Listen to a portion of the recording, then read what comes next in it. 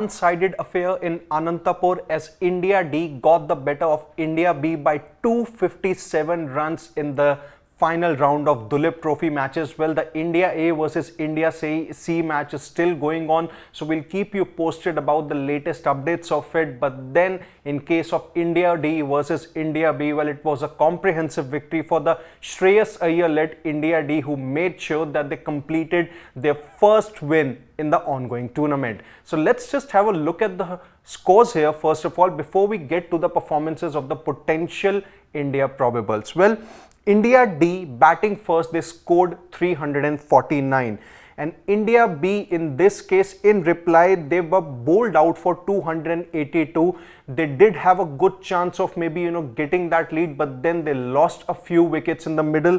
In case of India D, in the second innings, they strengthened their lead and scored 305 in their second innings, and the target for India B was 373. Well, at one stage, it probably, anyone could have imagined that India B would give some kind of a fight to India D, who were obviously looking for their first win in Duleep Trophy. But then India B could not really step up to the challenge, and they were bundled out for 115 with the star India seamer stealing the show. So let's just take a look at, how those India probables performed, and obviously the performances of these India probables are going to hold key for them, knowing that the Indian men's cricket team have a very huge test season ahead, featuring one more test against Bangladesh. They won the opening test in Chennai, the 3 tests against New Zealand, and obviously the 5 matches of the high voltage Border Gavaskar Trophy.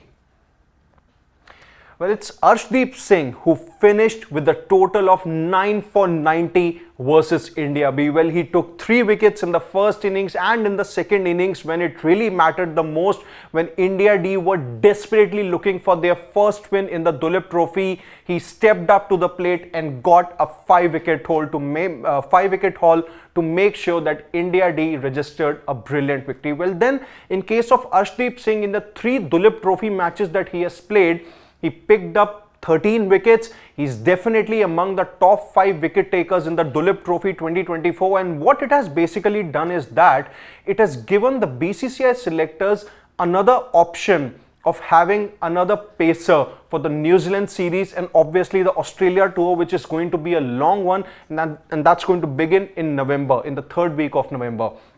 So Arshdeep's performance actually bodes well for India, because already India are loaded with pacers like Jasprit Bumrah, Mohammad Siraj. Then there is going to be the return of Mohammad Shami. Akashdeep did well. He has done well in the 2 test matches that he has played so far, one against England and one now against Bangladesh. Then you obviously have Yash Dayal waiting in the ranks, and now Arshdeep Singh bowling well does really well for India, because now heading into the Border Gavaskar Trophy, well, India would be confident, and the number of right-handers that Australia really have in their batting, you can take the example of Steve Smith, then there is obviously Cameron Green, Mitchell Marsh, Pat Cummins we also know is more than a handy all-rounder. Well, it makes sense to have a couple of left-arm pacers ready as far as the Indian men's cricket team is concerned, if they are to win the BGT in Australia for the 3rd time in a row. Moving to, well, Shreyas Iyer, yes, there have been a lot of discussions surrounding his form, but then, he came back to a bit of his old self by scoring a 50 in the second innings of this match, which proved to be crucial for India D. Really stepped up when it mattered the most and also helped them, get that crucial lead, which made sure that they could set a humongous target for India B. So Shreyas Iyer, in total in the 3 matches of Duleep Trophy that he played, he scored 250s. Yes, not that impressive, but then what he really needs to make sure is that he needs to cash in on this 50 that he has scored and go on to score big in the Ranji Trophy, which is obviously going to begin in a few days time. So overall, I think it's just the case of Shreyas Iyer cashing upon this opportunity and making it really big, something that he did when he made his domestic debut way back, in 2014-15. He needs those bucket loads of runs to press his claim for an India return.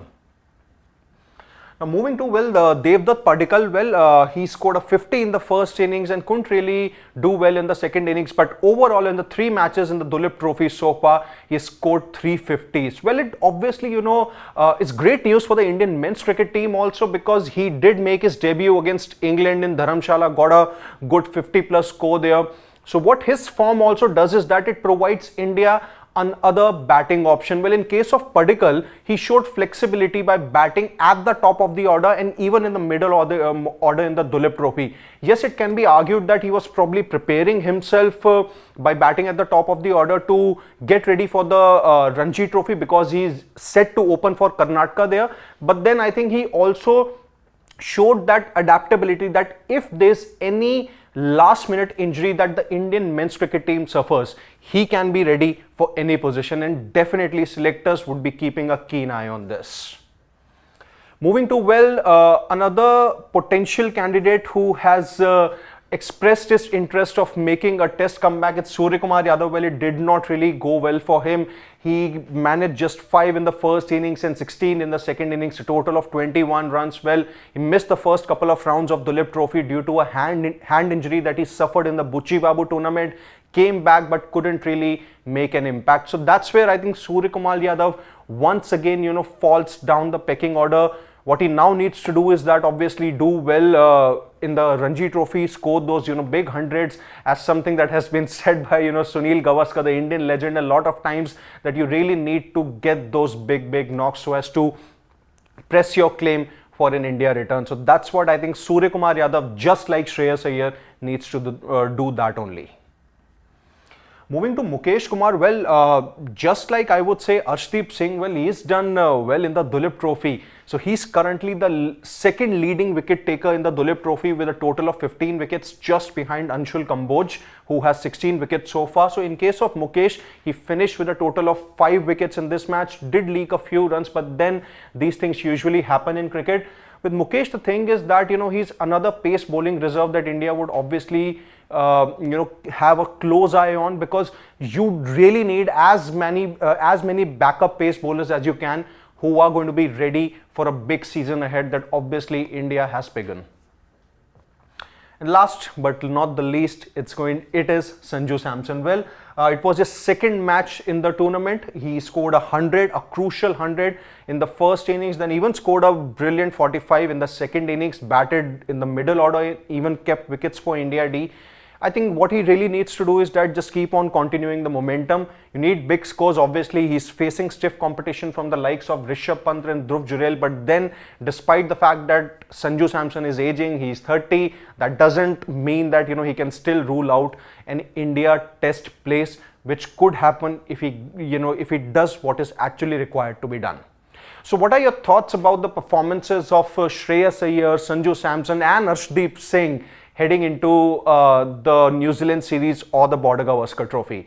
You can let us know your thoughts in the comment section, and don't forget to subscribe to Sports Today for all the exciting updates and analysis on the sporting world. Until then, on behalf of my producer Pawan, it's Siddharth Gulati saying goodbye, and we'll be back very soon with the live updates of the India A versus India C Duleep Trophy match.